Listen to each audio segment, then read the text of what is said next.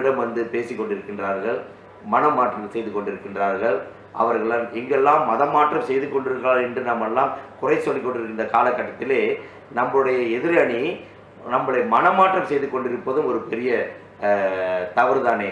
ஒரு வட்டாரத்தில் இருக்கின்றவர்கள் அவர்கள் சுயேட்சையாக முடிவெடுப்பதற்கு வாய்ப்பை விட்டுவிட்டு, எனக்கு என்ன வருத்தம் என்றால் 21 வட்டாரத்தில் எனக்கு 15 வட்டாரம் ஆதரவாக இருக்கின்றது, 6 வட்டாரம் எனக்கு ஆதரவு இல்லை என்பது எனக்கு தெரியும். ஆனால் அந்த 6 வட்டாரத்தை இதுவரை நான் கூப்பிட்டு பேசியது கிடையாது. ஏன்னா அவர்கள் எனக்கு ஆதரவு இல்லை என்பது நான் வந்து அவர்களை விட்டுவிட்டேன். ஆனால் நம்முடன் இருக்கின்ற எதிரணி நம்ம இருக்கின்ற அந்த 15 வட்டார தலைவர்களை ஒவ்வொரு நாளும் கூப்பிட்டு பேசி உங்களை மனமாற்றம் செய்து கொண்டிருக்கின்றார்கள். பெரிய பாவம் மதமாற்றம் அல்ல, மதமாற்றம் மட்டுமல்ல பாவம் அல்ல, மனமாற்றமும் பாவம். அந்த மனமாற்றத்திற்கு நீங்கள் இடம் கொடுத்து விடார்கள். நான் உங்களுக்காக உழைத்திருக்கின்றேன், உங்களுக்காக பல சேவைகள் செய்திருக்கின்றேன். தன்னலம் கருதாமல் எவ்வளவோ செலவினை செய்து இந்த சங்கத்திற்காக நான் இந்த சங்கத்தை சிலாங்கூர் மாநிலத்தை சிறப்பாக செய்திருக்கின்றேன்.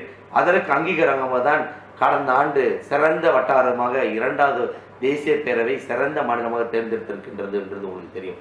இந்த சிறந்த மாநிலத்தை உருவாக்கிய தலைவர் சிறந்த தேசியத்தை உருவாக்க மாட்டாரா? ஏன் உங்களுக்கு இந்த கேள்விக்குறி? எனக்காக ஒரு முறை இந்த வாய்ப்பினை கொடுத்திருக்கானால் நம் அனைவரும் ஒன்று சேர்ந்து கைகோர்த்து தேசிய பேரவை வழிநடத்தி அந்த வழி நடத்துகின்ற ஒரு மாநில தேசிய தலைவர் சிலாங்கூர் மாநிலத்தில் உருவாக்கியவர் என்பது சொல்லும்போது நம் அனைவரும் மாறுதட்டக்கூடிய ஒரு வாய்ப்பு இருக்கு என்பதை உங்களுடன் தெரிவித்துக் கொள்கின்றேன்.